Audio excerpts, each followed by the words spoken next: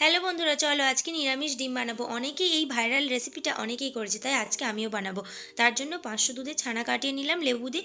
এরপর সেটাকে ঠান্ডা করে নিতে হবে। এরপর ছানাটাকে হাফ হাফ করে নেবো। অর্ধেক ছানার মধ্যে একটু হলুদ গুঁড়ো দিয়ে ভালো করে ঠেসে ঠেসে মেখে নেবো, আর দুটো গোল গোল রসগোল্লা বানিয়ে নেবো।